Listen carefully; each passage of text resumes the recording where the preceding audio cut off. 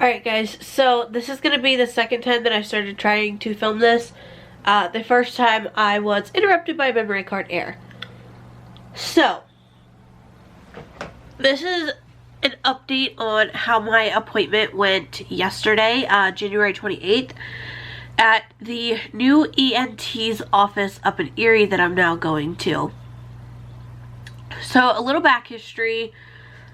In my junior year is when all of this stuff started. That was back in 2011. 2012, I was diagnosed with asthma during my senior year, the beginning of my senior year.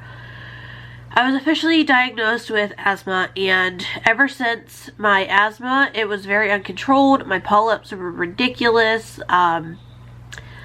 In 2015, we finally just had to take action. I had a surgery done. In 2016, I was pretty good. I didn't have any surgeries in 2016. 2017, I had sinus surgery twice. Or no. I had one in April of 2017, and then I had one... I don't know, I thought I had one twice in 2017. I could be wrong. Then I had one in 2018 in November, shortly after Ella was born, and then I had one July 26th of 18. So, I've had at least 4 sinus surgeries. I'm thinking I had 5, but I could be wrong. And they keep coming back. So I was going down to Pittsburgh, if you guys have been following my channel.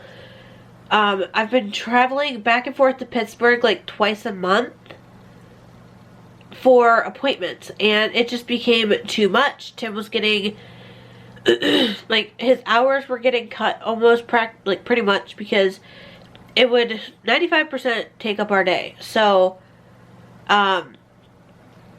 we decided to just say, screw it. After the new year, I got an appointment with an ENT that's closer, and hopefully he knew what the terminology aspirin desensitization was.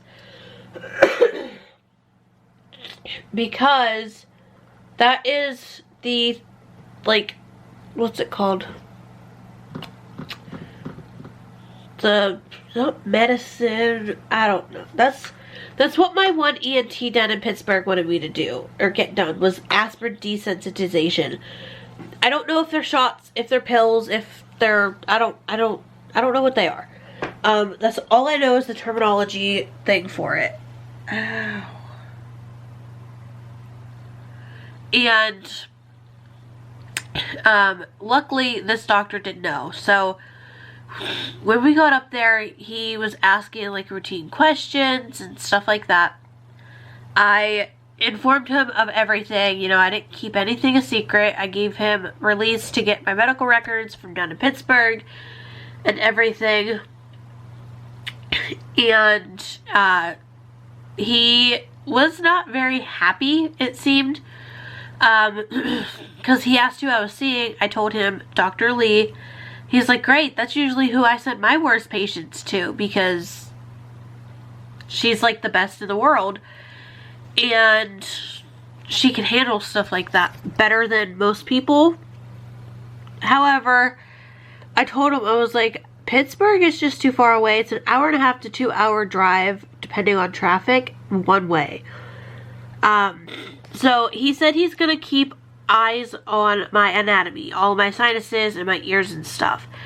He sent me for a hearing test. My hearing is very minimal. Like, he was so surprised. He said, this ear looks awful. It looks infected. My eardrum is bulging. He said he's surprised that my eardrum hasn't burst with how bad it is. And my hearing in this ear is the same. It's very minimal. Like, he said he's honestly surprised I was able to hear him talk because of how bad it is. This year he did clean some of the like pussy mucus stuff out, but he said based on the polyps, how fast they grow, and the like color of the mucus that I get, he thinks it's allergic fungal sinusitis. I looked it up. Says it's a common type of fungal infection in the sinuses. The infecting fungi are found in the environment that cause an allergic reaction, which results in thick fungal debris, sticky mucus, and blockages of the infected sinuses.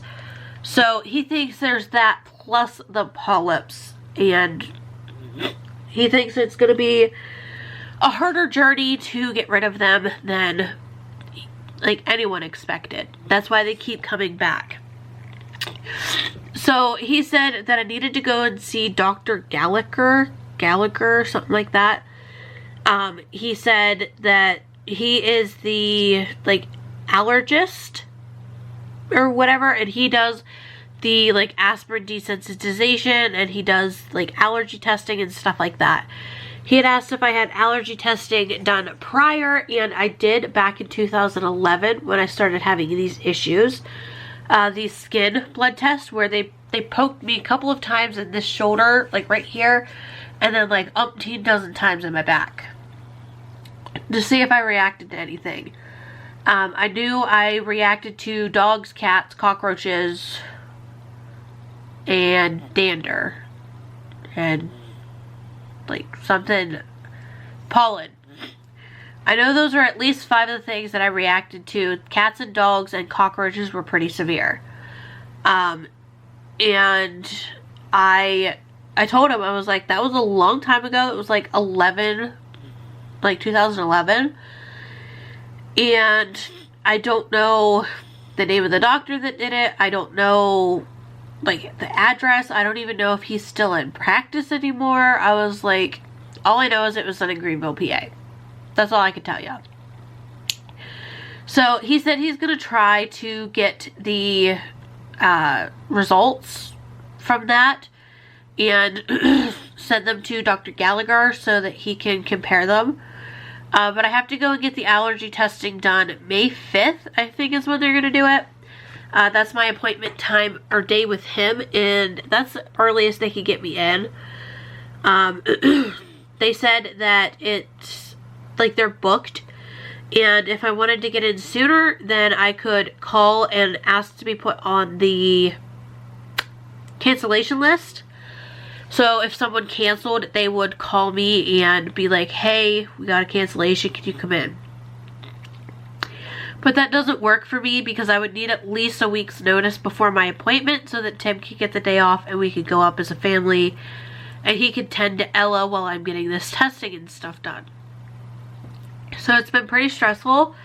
So now I have to wait until May 5th to get these testings done and to talk to this doctor about the aspirin desensitization. But the ENT, Dr. Shell, he said he wanted to keep an eye on my anatomy. Dr. Gallagher will like keep an eye on the like allergy type issues related to this. And hopefully we can get something figured out. He also kind of dissed my PCP for putting me on Zyrtec because he said that allergy drug does absolutely nothing and it's pointless for me to be on it. So, and then I have to go and see another doctor. I don't know what it was for, but he is sending me out to 2 other doctors, 3 including himself, and hopefully we can get this figured out. I'm miserable,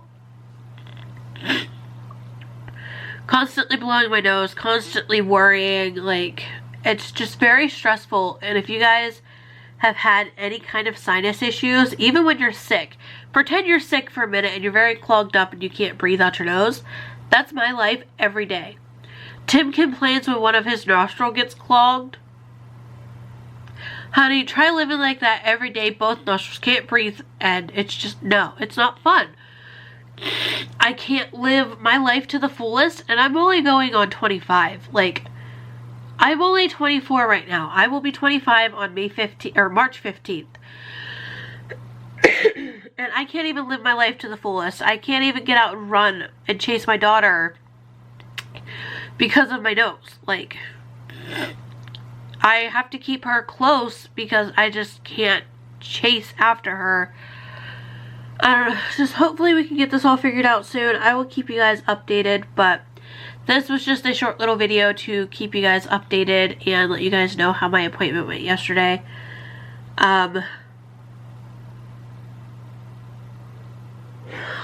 You guys will be seeing this on the 30th, and then I'm going to start a vlog tomorrow. But yeah, that's it. I hope you guys enjoyed, and I'll see you guys all next time. Bye.